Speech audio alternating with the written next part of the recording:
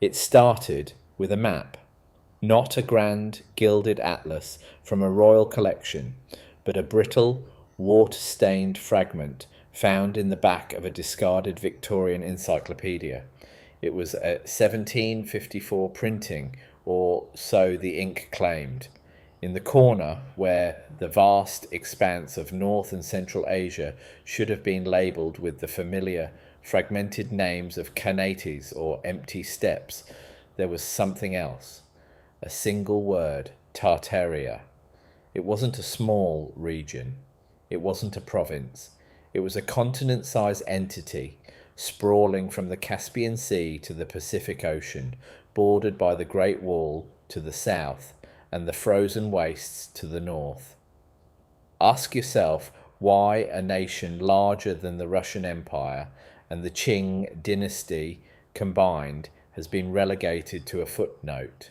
Ask yourself how an entire civilization, with its own flags, its own genealogy, and its own sovereign borders, simply evaporates from the collective memory of the West. This was not a printing error. This was not a cartographer's whim. This was a record of something that existed before the silence began. The lines were too precise. The administrative divisions were too detailed. It represented a reality that our current history books refuse to acknowledge, not a nomadic wasteland, not a disorganized tribal confederacy, something else. The deeper I dug into the archives of the mid-18th century, the more the anomaly grew. I found the 1771 edition of the Encyclopaedia Britannica. It didn't just mention Tartary, it described it as a vast country in northern Asia, divided into several large parts, listing Russian Tartary, Chinese Tartary, and independent Tartary.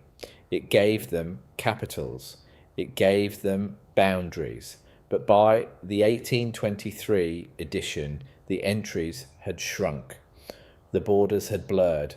By the end of the 19th century, the word had been effectively scrubbed, replaced by the sanitized, ethnic, neutral term Central Asia.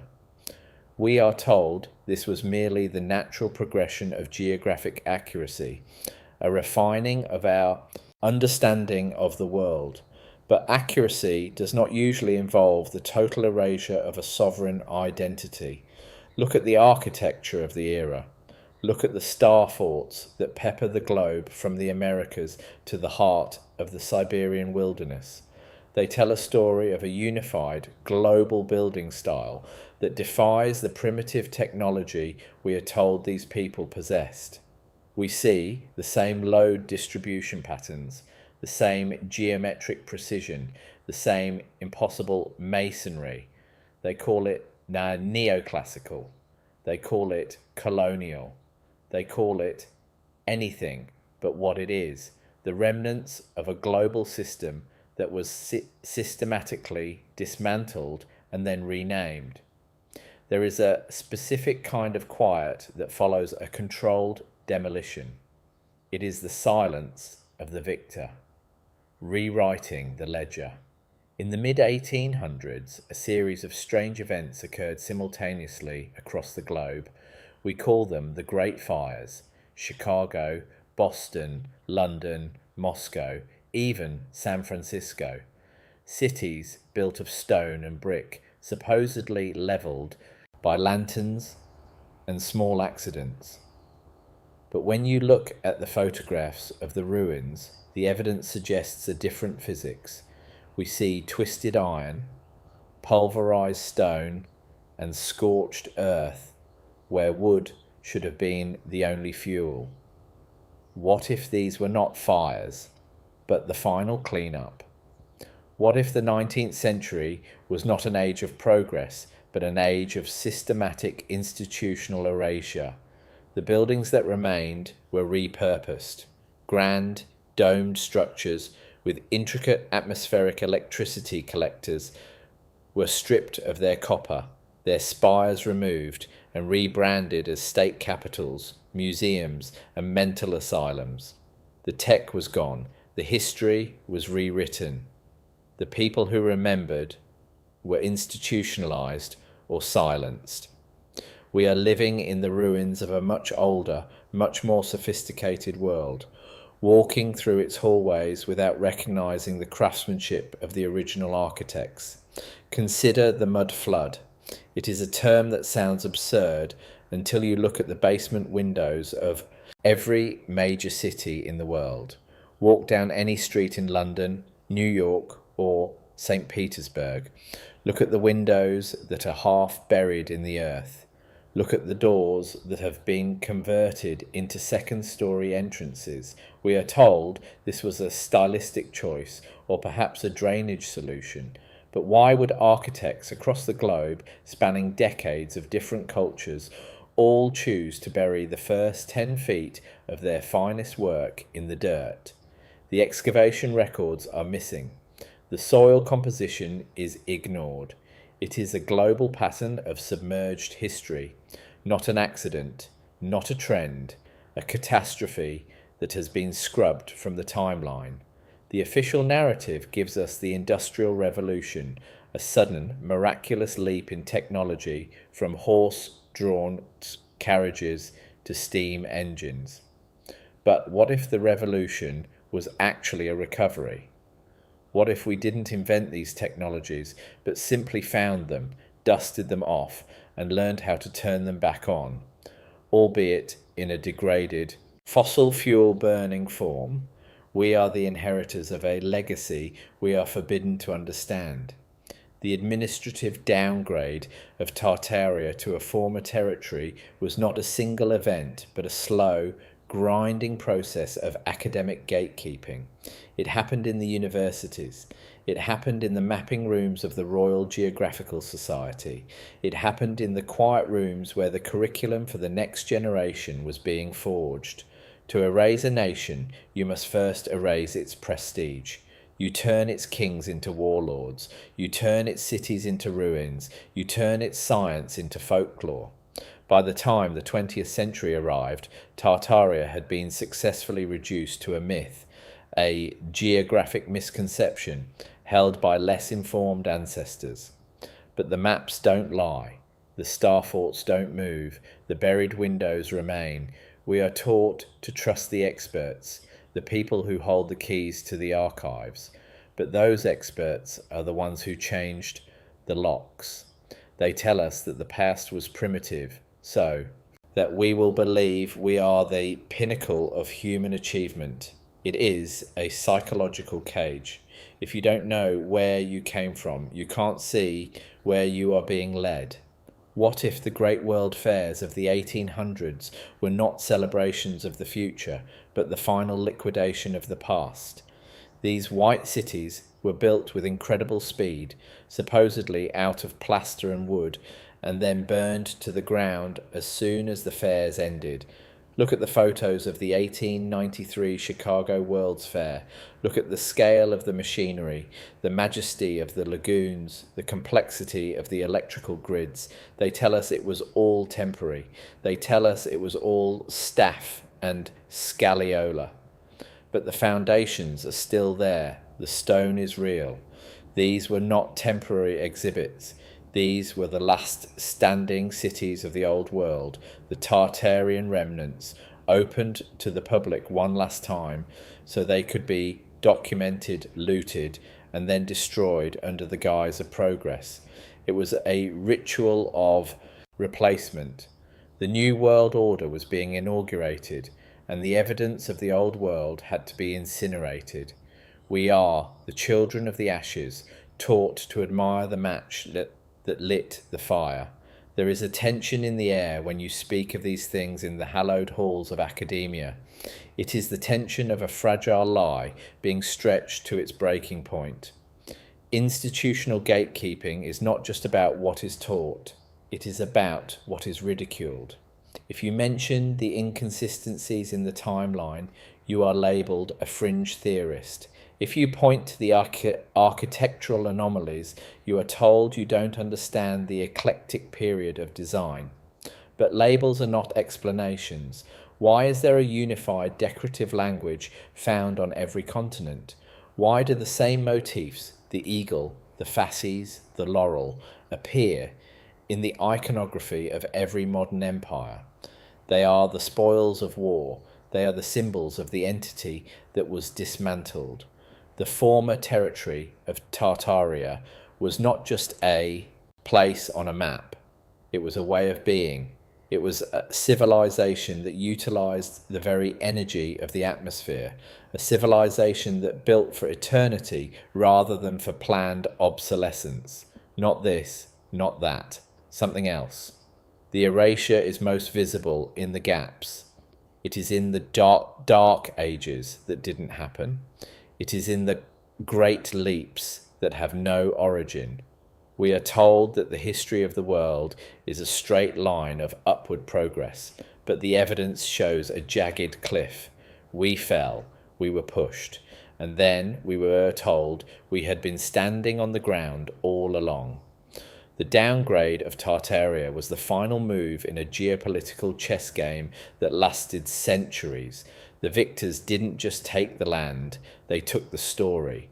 They renamed the mountains. They redirected the rivers. They buried the archives in the basements of the Vatican and the Smithsonian, ensuring that only the correct version of humanity's journey would be told. We are left with fragments, a map here, a star fort there, a half-buried window in a downtown alleyway. These are the glitches in the matrix of our history. They are the breadcrumbs left for those who are willing to look down instead of up. The somber reality is that we may never know the full extent of what was lost. The institutional erasure is nearly complete, but nearly is the word that offers hope. They couldn't bury everything. The earth is too vast, and the past is too heavy. Every time a new subway line is dug, and a mysterious underground city is found, the narrative cracks. Every time a researcher finds an unredacted map in a private collection, the silence breaks. We are the investigators of our own forgotten heritage. We are the urban explorers of a history that has been cordoned off and marked as unsafe. But ask yourself, who is the safety for? Is it for us? Or is it for the stability of the lie? The truth of Tartaria is not in the books. It is in the bricks. It is in the iron. It is in the very soil beneath your feet. It is a ghost that refuses to be exorcised. In the end, we are left with a philosophical open loop. If an entire global civilization can be erased in less than 2 centuries, what does that say about the permanence of our own? If the experts can hide a continent, what else are they hiding? We walk through our cities beneath the shadow of grand buildings we could never hope to replicate, and we tell ourselves we are the masters of the world. But we are merely tenants in a house we didn't build, reading a history we didn't write. The downgrade of Tartaria was not just a change in geography, it was a change in the human soul. We were made smaller. We were made to believe we were alone, but the stones remember, the maps remember, and now, perhaps, you are beginning to remember too. The investigation is not over. It has only just moved from the archives to the streets. The silence is over. The questioning has begun. The descent into the archives of the 19th century reveals a specific, recurring violence against the physical record. It is not merely that books were burned, but that the very foundations of urban existence were excavated and reinterred. We are taught that the Victorian era was one of soot, coal, and primitive steam, yet the photographic record from the 1850s and 1860s shows cities that are eerily empty, perfectly paved, and architecturally impossible. Look at the early daguerreotypes of Paris, Washington, D.C., and Moscow. The streets are wide, the boulevards are lined with monolithic stone structures, and yet there are no people. We are told the long exposure times blurred the crowds into invisibility, but the horses and the stationary carts remain sharp. Where were the inhabitants of these grand Tartarian shells? It is as if the new administrators moved into a ready-made world, a silent stage where the previous actors had been forcibly removed. This was the former territory in its most literal sense, a landscape cleared of its population to make room for a new, manageable labour force. Ask yourself about the orphan trains. Between 1854 and 1929, an estimated 250,000 children were shipped from the east coast of the United States to the rural West. We are told they were the progeny of poor immigrants, victims of urban overcrowding, but the records are fragmented, the origins of these children often obscured by the very institutions meant to protect them. At the same time, similar migration schemes were happening in the British Empire and across the Russian interior. What if these were not just social welfare programs? What if this was the repopulation of a cleared territory, a generation of foundlings raised in state-run institutions, stripped of their ancestral memory and taught a curated history of their own surroundings? They were told their fathers were peasants and their grandfathers were savages, while they played in the shadows of domed cathedrals and limestone capitals. They were told their own pioneer ancestors had built in a few short years with hand tools.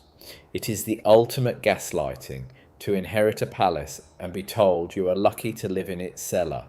The technical specifications of the old world buildings suggest a function that transcends the aesthetic. We see massive iron domes, copper-clad spires and intricate rose windows that mirror the design of modern electromagnetic resonators. In the official narrative, these are purely decorative, the flourishes of a neoclassical revival. But in the realm of load distribution and structural engineering, these features are redundant and prohibitively expensive if they serve no purpose. Not art, not religion. Something else. When you analyse the placement of these structures, they often sit atop significant geological nodes connected by subterranean tunnels and water systems that have since been filled with concrete. They were part of a global energy grid, a wireless system that utilised the etheric pressure of the atmosphere. The downgrade was a physical stripping of this power. The spires were removed to disable the collection of atmospheric electricity. The bells were melted down to silence the resonant frequencies.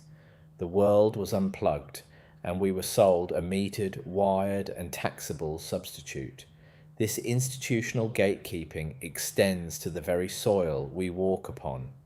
The star forts mentioned earlier, vast, mathematically perfect bastions found on every continent, are dismissed as defensive fortifications against cannon fire, yet their geometry is often inward-facing or oriented toward the stars. They are found in places where no colonial army ever marched, and their complexity far exceeds the military needs of the 16th and 17th centuries. When you overlay the maps of these forts with the known ley lines of the old world, a pattern emerges. They were not forts, they were frequency modulators, stabilizers for a global habitat that has been systematically disrupted. To call them former territories of Tartaria is to acknowledge that the entire planet was once under a different jurisdictional and physical management. The erasure trope is not just about a missing name, it is about a missing physics. We are told the Earth is a closed system of scarcity because the systems of abundance were demolished and labelled as outdated or superstitious. Consider the sheer volume of antiquitech that is hidden in plain sight. Every major city's older district is a museum of a lost high-tech civilization. Look at the lampposts that were once gasless, drawing light from the very air. Look at the massive fireplaces in Victorian mansions that have no chimneys, designed instead to radiate heat through metal plates connected to the building's conductive frame. We see the scars of the transition everywhere. We see where the wires were crudely tacked onto the stone walls.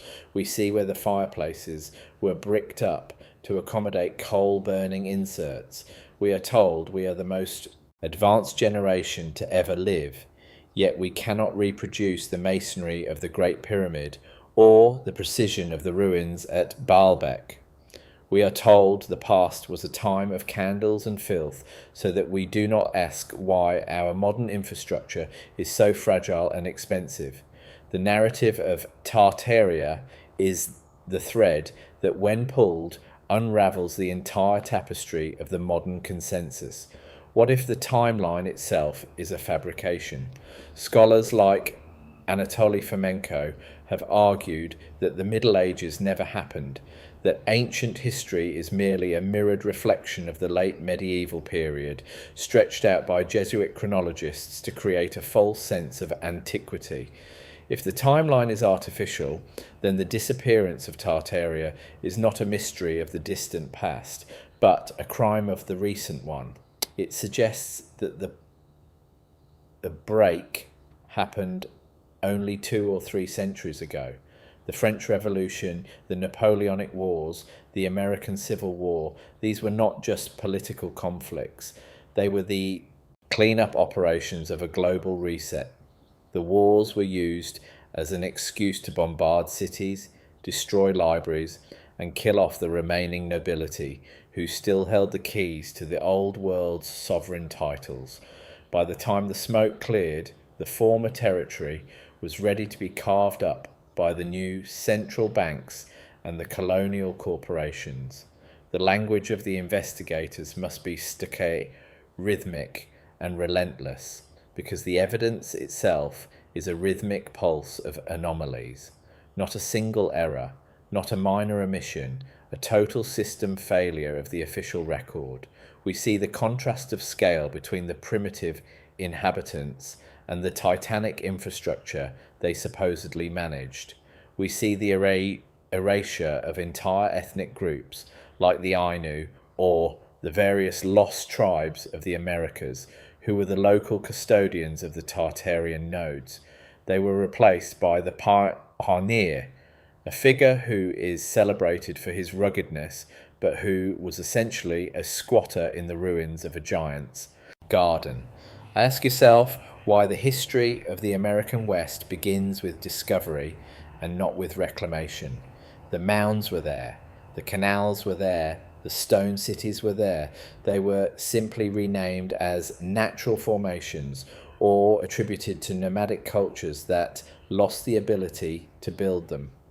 The somber truth is that the institutional gatekeepers have been very successful. They have created a world where the search for truth is seen as a sign of mental instability. They have tied our sense of reality to a series of dates and names that have no basis in the physical evidence, but the evidence is stubborn. It persists in the mud-flooded basements of Omaha. It persists in the star forts of South Africa. It persists in the impossible maps of the Piri Race and the Mercator projections that show land masses where ice should be. We are invited to investigate not because it is fun, but because it is necessary. To live in a lie is to live as a ghost. To reclaim the history of Tartaria is to reclaim the possibility of a different future, one where energy is free, where architecture is healing, and where our heritage is not a dark secret kept by a few. What if the quiet downgrade is still happening? What if the events of our own lifetime, the digital transition, the centralization of information, the renovation of our remaining historic landmarks are just the latest stages of the erasure? We see the old buildings being torn down to make way for glass boxes that will not last 50 years. We see the libraries being digitized and the physical copies discarded. We are being moved into a cloud where history can be edited with a single keystroke. The investigator must be skeptical of authority because authority is the primary architect of the void. They want you to believe that the world began when they said it did. They want you to believe that there is nothing left to find, but every time you look at a map and see a name that shouldn't be there, or a building that shouldn't exist, the void shrinks. We end this segment of the inquiry with a terrifying thought. What if we are the ones who were downgraded? What if the former territory is not a place on a map, but the state of the human mind? We have been moved from the grand, resonant halls of Tartaria into the cramped, silent rooms of the modern age. We have been taught to be quiet. We have been taught to forget.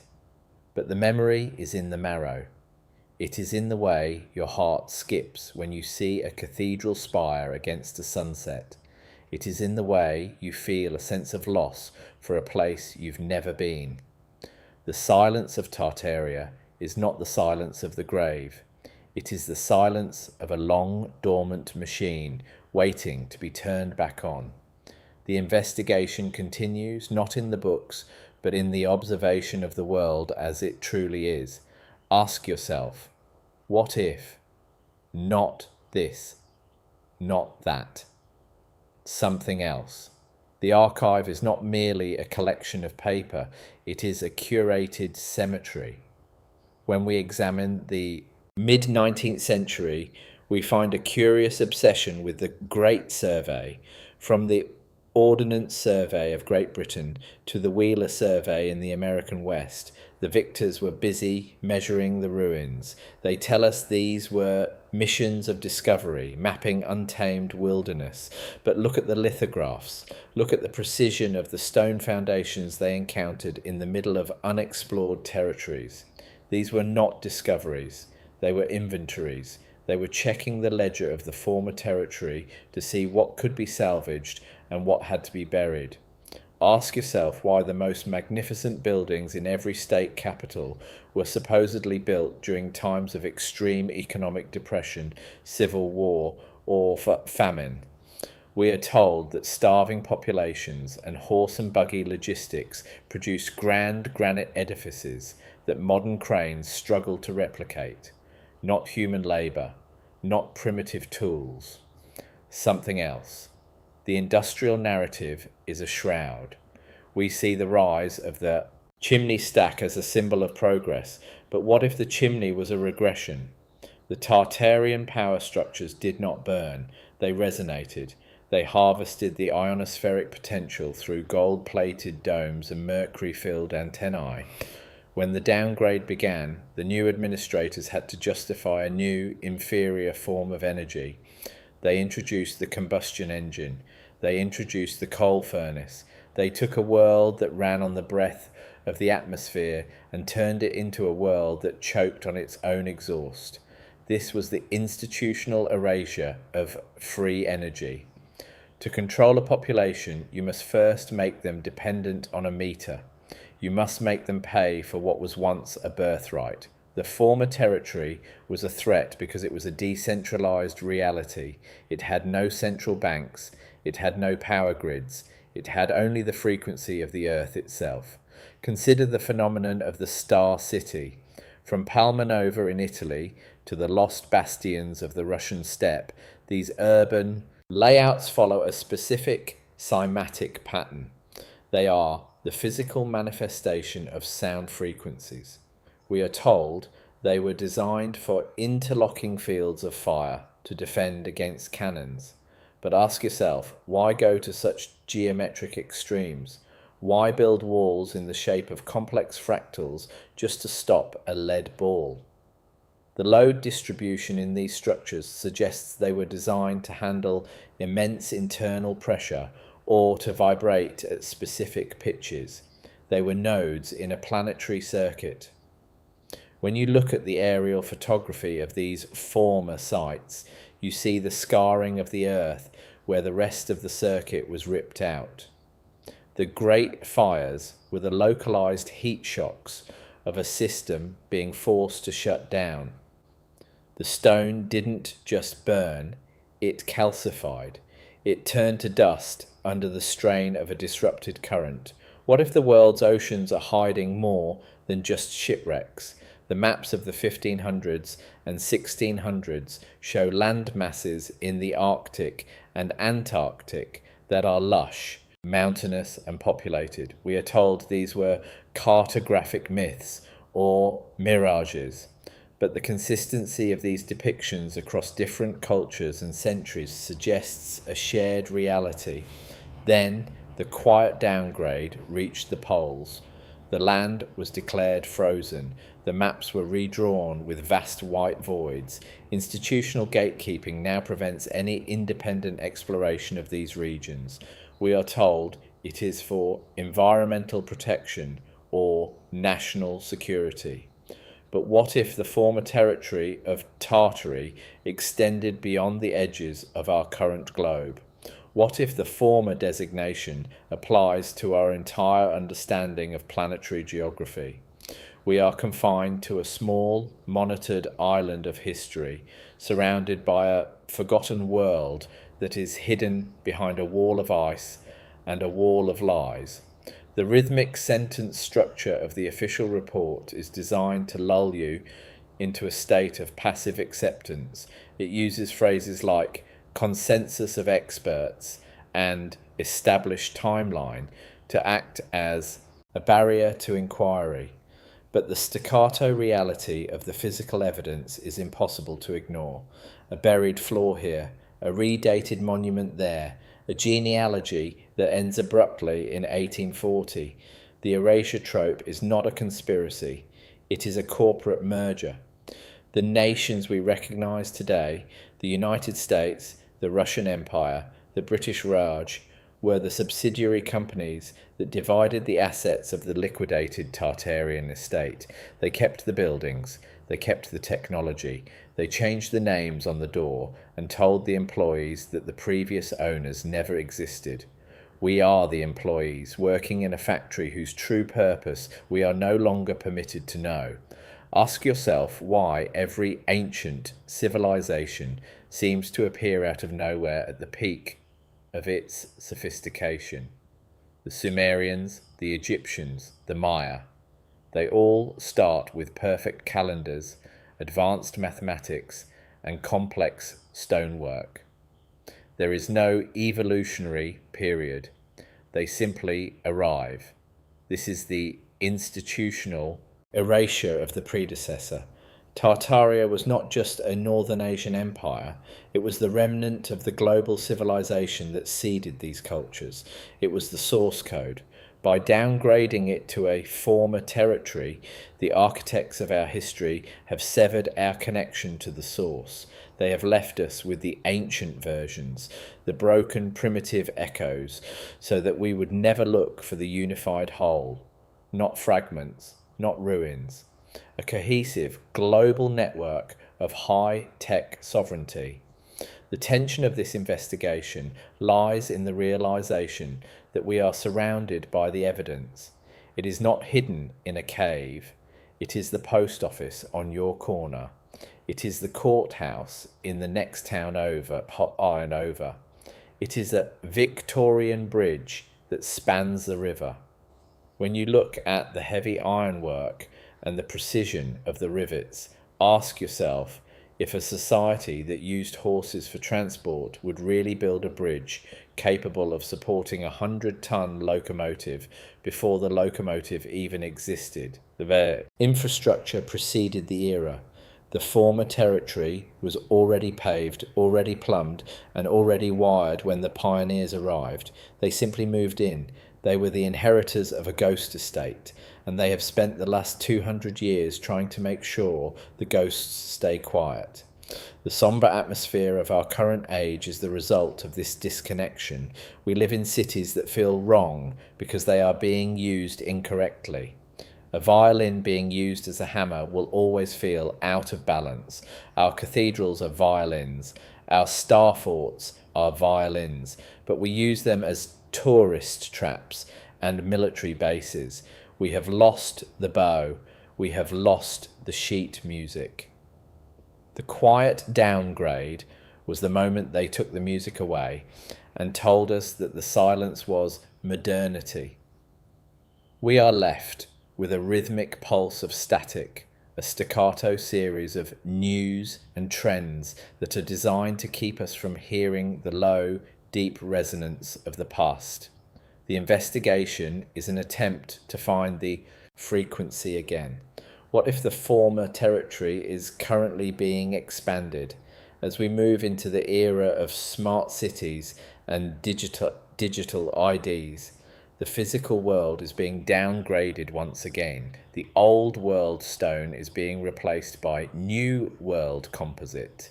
The analog record is being replaced by the volatile bit. We are being pushed into a former state of existence where we own nothing and remember nothing. The institutional gatekeepers are finalizing the ledger. They are preparing for the next reset, where our current civilization will be the new Tartaria, a myth, a legend, a footnote in a digital encyclopedia that can be deleted with a single command. The loop is closing. The pattern is repeating. We must end this part of the inquiry with a direct challenge to your perception. Look at the skyline of your city tonight. Look at the domes and the spires. Ask yourself, who really built them? Look at the history of the founding fathers and the great emperors. Ask yourself, who did they replace? The former territory is not a place you visit. It is a reality you inhabit. The walls are talking, but you have been trained to hear only the wind. The investigation invites you to listen closer. It invites you to be the anomaly in the pattern, because as long as one person remembers the name of the silence is not complete. Not this, not that, something else. The silence of the archives is not an absence of information, but a presence of curation. When we look at the official census records of the mid-19th century, we find a statistical impossibility. We see a global population that supposedly doubled in the wake of catastrophic wars and famines, as if people were being conjured out of the very earth. At the same time, we see the rise of the insane asylum, massive palace-like structures that appeared overnight in every major city. We are told they were built to house the victims of the industrial age's stress. But look at the architecture. Look at the barred windows and the high stone walls. These were not hospitals. They were processing centres. They were the institutional erasure sites for those who refused to accept the new timeline. If you remembered the world before the mud flood, if you remembered the free energy of the spires, you were labelled with hysteria or delusional mania and disappeared into the bowels of these stone giants. The former territory was purged of its witnesses. Ask yourself why the history of the world is so obsessed with dark ages and renaissance. These are narrative brackets used to hide the gaps. We are told that humanity simply forgot how to build with stone for 1,000 years, only to suddenly rediscover the exact same techniques in the 1400s. It is a fairy tale for the intellectually compliant, not a recovery, not a rebirth, a rebranding. The Tartarian network was still functioning during what we call the Middle Ages. It was only after the systematic series of manufactured catastrophes in the 1700s and 1800s that the former status was applied. The victors needed a way to explain the presence of superior technology, so they invented ancient Rome and ancient Greece as distant, unreachable peaks of achievement. They pushed their glory so far back into the past that no one would think to look for its remnants in the present. They gave us classics, so we wouldn't notice the current. The rhythmic sentence structure of our history books is a hypnotic tool. It repeats the same names, Napoleon, Washington, Alexander, until they become the only landmarks in our mental landscape. But what of the names that were scratched out? In the 18th century maps of the Russian Imperial Academy, the region of Grand Tartaria is clearly marked with its own crest, a griffin on a gold field. By the 19th century, that crest had vanished. The griffin became a mythological creature, a fantasy of the ancients. This is how the downgrade works. You take a sovereign symbol and you move it to the fiction section. You take a world power and you turn it into a bedtime story. The institutional gatekeepers didn't just take the land, they took the right to be real. Consider the Great Reset of the 1850s. This was the era of the universal standardization of time, measurement, and language. Before this, the world was a patchwork of local frequencies and sovereign rhythm. The former territory operated on a biological clock tuned to the resonance of the earth. The new administrators imposed the Greenwich Mean Time. They imposed the metric system. They imposed the standardized dictionary. They were formatting the human hard drive. They needed every unit in their new global empire to speak the same code and work the same hours. The stars were no longer the guides for navigation. The maps provided by the colonial officers were. We were taught to look at the paper instead of the sky. We were taught to trust the clock instead of the sun. The architecture of the former world was built on the principle of atmospheric extraction. The capitals we see today, with their massive copper domes, were not designed for voting. They were power plants. The air is filled with electricity. This is a scientific fact, yet we are told it is impossible to harvest it for free. Why? Because you cannot put a meter on the air. The quiet downgrade was the transition from the etheric to the material. It was the moment they convinced us that energy must be burned. They gave us the light bulb, but they took away the light. They gave us the radiator, but they took away the warmth of the earth. We are living in a world of expensive imitations, paying a monthly subscription for a shadow of the power our ancestors took for granted. Look at the contrast of scale in the colonial photographs of Asia and the Americas. You see a few bedraggled soldiers in woolen uniforms standing in front of a monolithic stone temple that looks like it was carved by gods. We are told these soldiers conquered these lands, but look at their faces. They don't look like conquerors. They look like scavengers. They look like men who have wandered into a giant's house and are trying to figure out how to use the furniture. The conquest was a bureaucratic exercise. The territory was already vacant. The wars were merely the clean-up crews disposing of the last few residents who wouldn't leave. The history of warfare is often just the history of site clearing for new development.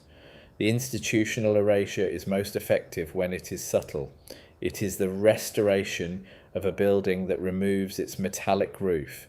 It is the renovation of a city square that paves over the entrance to a tunnel system.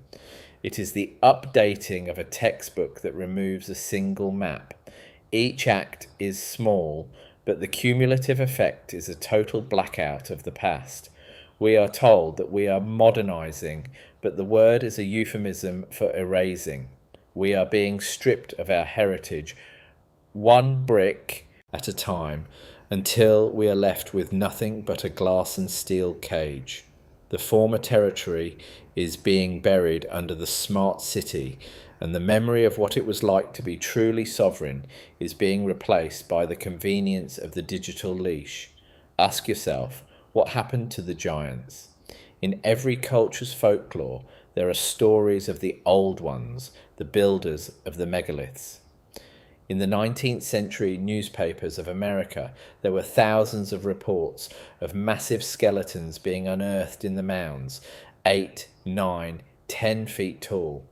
And then the Smithsonian Institution would arrive. The bones would be taken for study and never seen again. This is the ultimate gatekeeping. If you admit that a different kind of human once walked the earth, you admit that the current version is a downgrade. You admit that we are not the pinnacle. The bones of the Tartarians were a threat to the narrative of evolutionary progress, so they were moved to the former existence of myth, not extinct, not gone, something else. The sombre rhythm of this investigation is a reflection of the gravity of the loss. We are not just looking for a country, we are looking for ourselves. We have been told we are the descendants of savages and serfs, but the buildings suggest we are the descendants of engineers and poets. We have been told we are small, so that we will act small. But when you stand in the centre of a star fort, when you look up at the ceiling of a mud-flooded cathedral, you can feel the resonance. It is a memory in your cells. It is the recognition of a standard of beauty and power that we have been forbidden to reach for. The downgrade was not just a historical event, it was a psychological operation. We end this part of the script with an unresolved question about the nature of time. If they could hide Tartaria, what else is hidden in the future? If the past is a curated garden, then the future is a predetermined path. The only way to break the loop is to stop being a former version of ourselves and become something else. The investigation doesn't just look back, it looks through. It looks through the veneer of the institution to the raw, vibrating reality that still exists beneath the pavement. The world is not what they told you. It is older, grander, and much more dangerous to the status quo than you ever imagined. Wait for the next part of the pattern to emerge. Ask yourself, what if? The institutional gatekeeping of our geographic reality relies on the assumption that the horizon is a limit rather than a threshold. When we examine the 19th century naval expeditions, specifically those led by figures like Ross and Wilkes, we are presented with a narrative of heroic endurance against the elements. But look at the logs. Look at the temperature readings and the sightings of flora and fauna in regions that are now strictly classified as desolate ice. These explorers were not just charting the edges of the world, they were searching for the remaining gateways to the independent Tartary that had retreated beyond the reach of the new global administrators. We are told the former territory ended at the coastline of the Arctic Ocean, but the older maps, the ones they keep in the private vaults of the maritime guilds, show land masses that continue. They show the open polar sea, a warm, navigable corridor that led to the central hub of the old world's power. The downgrade was not just the removal of a nation from a map, but the imposition of a physical barrier in our minds. They told us it was too cold to go further, and we believed them. Ask yourself why the International Geophysical Year of 1957 resulted in the Antarctic Treaty, a document signed by nations that were, at the time, in the middle of a Cold War. Why would bitter enemies agree to permanently restrict access to an entire continent? It is the same pattern of institutional erasure.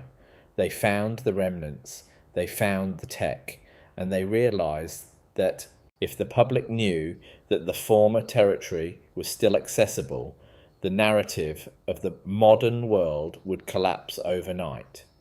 The star forts of the South are not made of stone. They are made of ice, an ancient alloy, hidden under the guise of scientific research stations. We are told these stations are for monitoring the weather, but look at the satellite arrays. Look at the energy signatures. These are the same atmospheric collectors found on the Tartarian capitals, now repurposed to maintain the frequency wall that keeps us contained in our designated sector. The rhythmic sentence structure of the official history of the Americas is particularly deceptive. It uses the concept of the manifest destiny to justify the systematic looting of an existing civilization. They tell us the pioneers found a virgin wilderness, but when you look at the early surveys of the Mississippi Valley, you find reports of thousands of stone cities, paved roads, and complex irrigation systems that were already centuries old. These were not the work of primitive tribes. They were the administrative centers of the American Tartary. The Native American was not a nomadic hunter, but the displaced survivor of a high-tech society that had been decimated by a localized atmospheric reset. The former territory was reclaimed by the new corporations, and the survivors were placed on reservations, not to protect them, but to isolate the last people who knew how the old world actually worked. Consider the World's Fairs again, but this time look at the statues. In every fair, from St. Louis to Paris, there were massive, towering figures of Columbia or Victory, often holding torches or astronomical instruments. We are told they were hollow plaster. But what if they were the antiquitech sensors of the previous age? What if the torch was not a symbol of liberty, but a functioning plasma lamp that drew power from the dome of the great hall behind it? When the fairs were over, these statues weren't just dismantled, they were destroyed with explosives. You don't use dynamite to remove plaster and lath. You use it to destroy high-density components that you don't want the public to study. This is the erasure trope in its most violent form. The physical evidence of a superior physics was vaporized in front of a cheering crowd, and we were told it was a spectacular finale. The tension of our current existence is the tension of living in a downgraded reality. We feel it in the architecture of our homes, which are built to rot. We feel it in the energy we use, which is designed to pollute.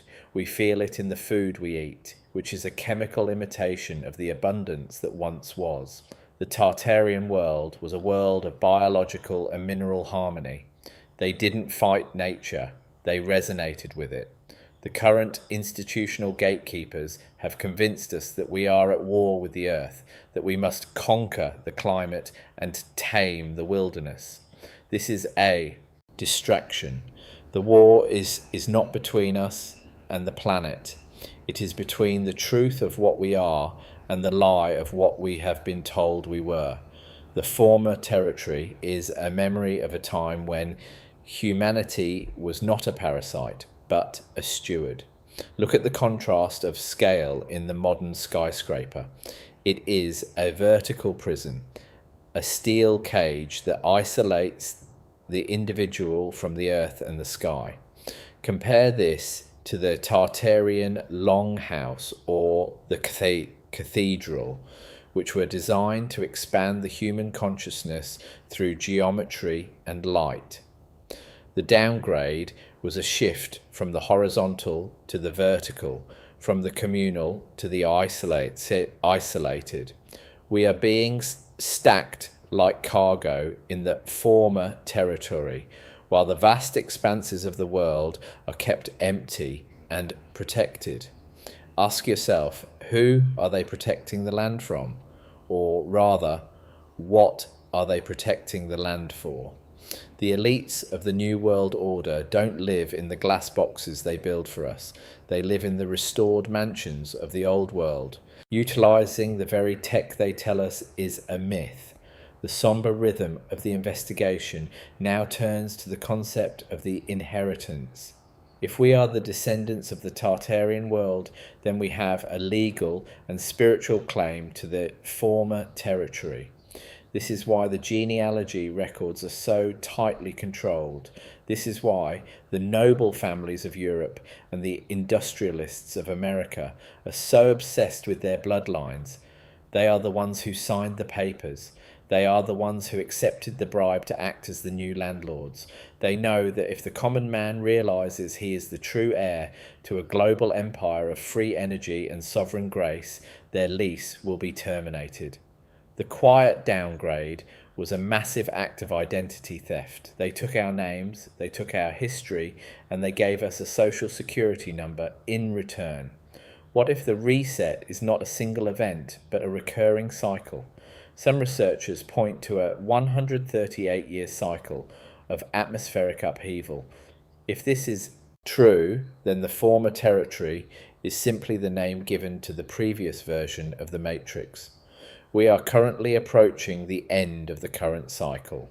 This is why the institutional erasure is becoming so aggressive.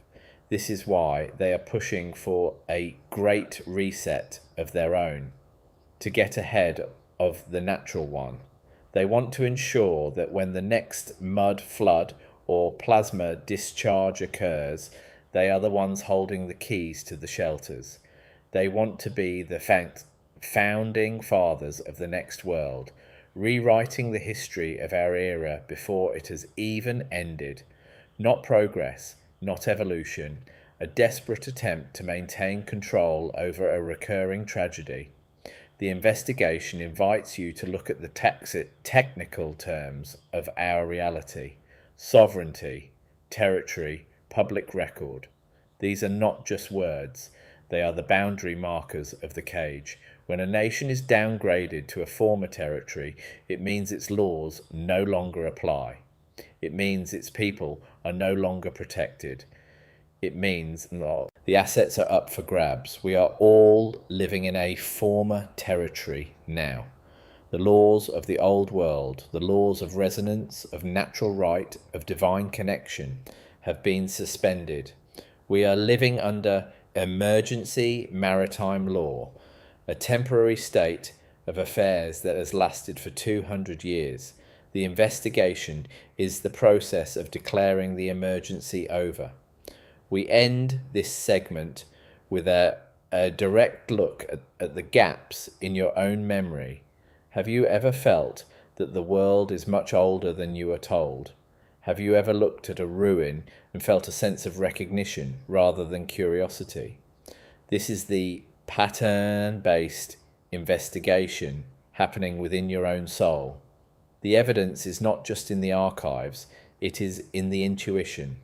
The quiet downgrade only works if you remain quiet.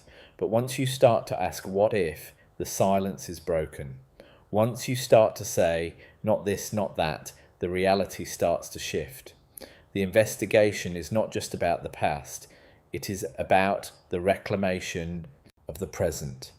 The former territory is waiting to be renamed. Ask yourself, what if? The rhythmic sentence structure of our modern education system is a steady drumbeat designed to drown out the echoes of the grand architect. We are told that the industrial sprawl of the late 1800s was a messy, soot-covered birth, but the photographs tell a different story of a pristine, finished world. Look at the empty cities of the mid-19th century, where the streets are paved with perfectly fitted granite blocks and the sewers are constructed with intricate brickwork that defies the technical capacity of the era's labour force. Ask yourself how a city like San Francisco, in the midst of a gold rush, managed to construct massive, domed palazzi with atmospheric electricity rods before they even had a reliable supply of lumber. This was the former territory of a Pacific Tartaria, a maritime civilization that utilized the very salt of the sea and the charge of the air. These institutional gatekeepers call it pre-fire architecture, a term used to categorize and then dismiss the structures that were later targeted for demolition. Not a fire, not an accident, a calculated removal of the previous occupant's infrastructure. Consider the institutional gatekeeping of the geological record.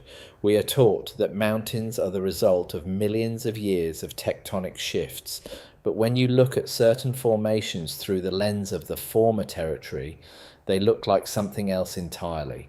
Look at the flat-topped mesas of the American West, or the basalt columns of the Giant's Causeway. They bear the unmistakable geometric patterns of petrified biological matter, the stumps of titanic trees, or the calcified remains of ancient monolithic machinery. If the history of humanity has been downgraded, why should the history of the Earth be any different? We are told the Earth is a cooling rock in a vacuum, so that we do not ask why it behaves like a giant. Resonant battery. The former territory was a world that understood cymatics, the study of visible sound and vibration.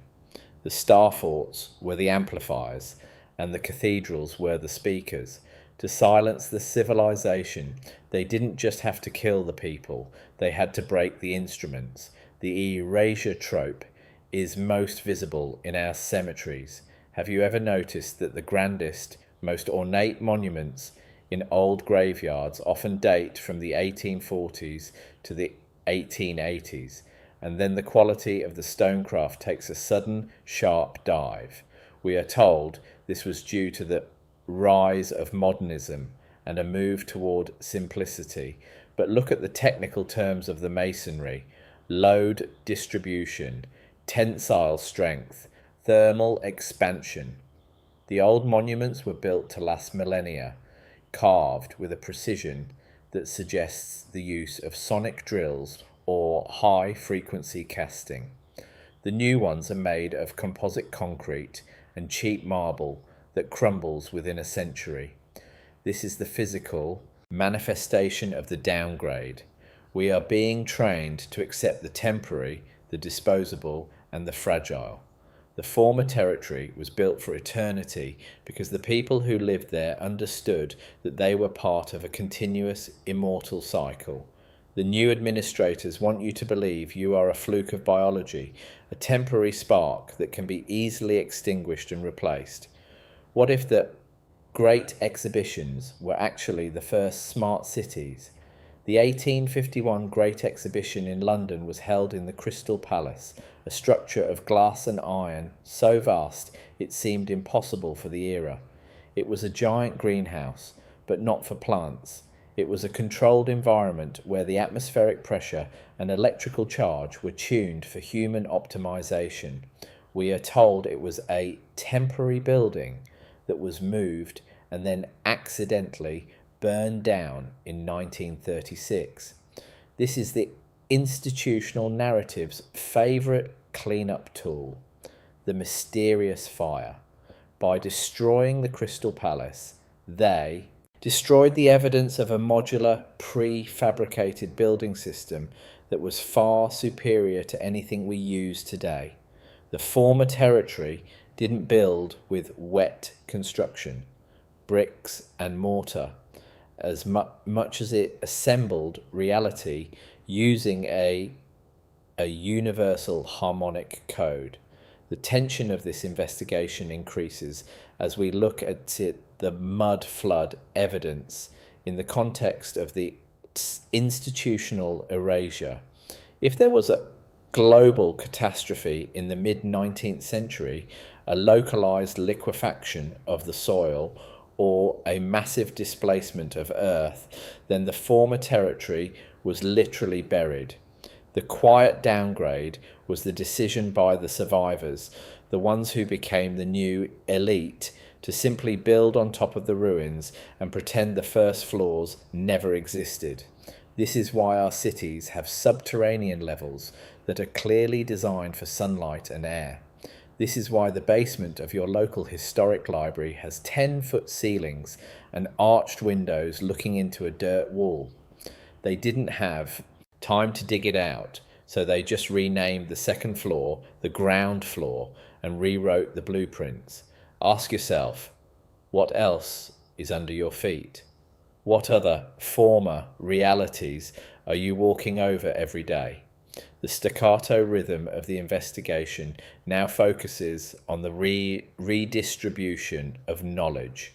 In the late 1800s, there was a sudden explosion of public libraries and museums, mostly funded by the same industrial titans who were dismantling the Tartarian infrastructure. These institutions were not built to preserve knowledge, but to filter it. They took the salvaged books from the old world, translated them into the new standardized languages, and omitted anything that didn't fit the new materialist paradigm.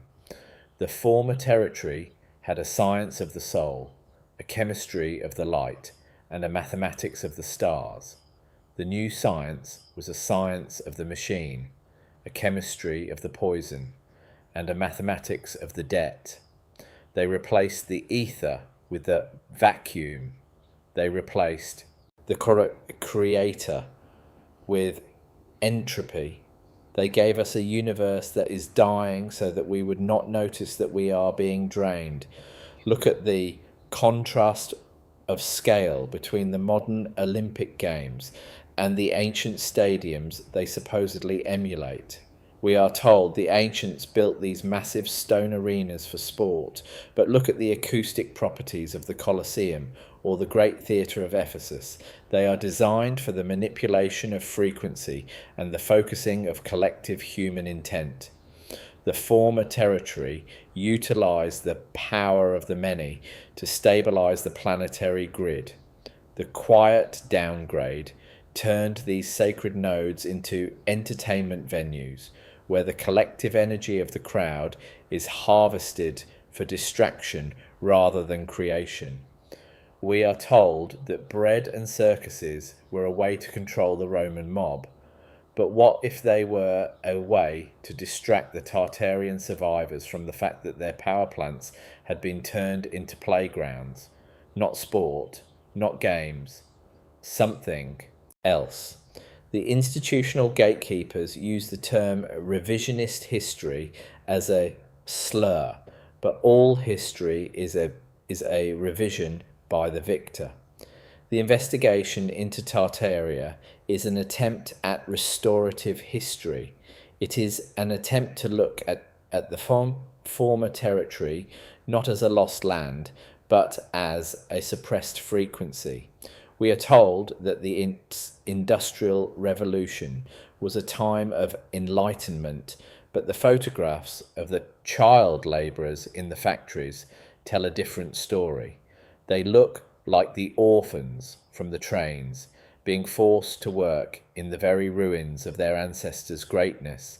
They were being taught to be cogs in the new machine, to forget the resonance of the old one. The somber reality is that we are the descendants of those children. We have been formatted to serve a system that views us as biological units rather than sovereign souls. What if the quiet downgrade is the reason for the space race? In the mid-20th century, the institutional gatekeepers realized that they couldn't keep the frequency war up forever. They needed to find a way to leave the former territory before the next reset. The space race was not about exploring other planets. It was about finding a way out of the atmospheric dome that keeps us contained. They are looking for the exit, while they tell us they are looking for Mars. They are using the tech they salvaged from the Tartarian Antiquitech to build their arcs, while they tell us we need to save the planet by giving up our own remaining freedoms. The former territory is a prison for us, but it is a shipyard for them. We end this segment with a direct invitation to the unresolved philosophical open loop. If the world is a curated lie, then what is truth? Is it a set of facts, or is it a feeling of alignment? When you see this former territory for what it is, the quiet downgrade loses its power over you. You stop being a unit and start being a witness. The investigation is the process of waking up in a house you thought was new, only to realize it is an ancient palace that has been painted over. The paint is peeling, the gold is showing through, the silence is finally being broken by the sound of your own questioning. Ask yourself, what if? Not this, not that, something else. The pattern is nearly complete. Wait for the next part of the revelation.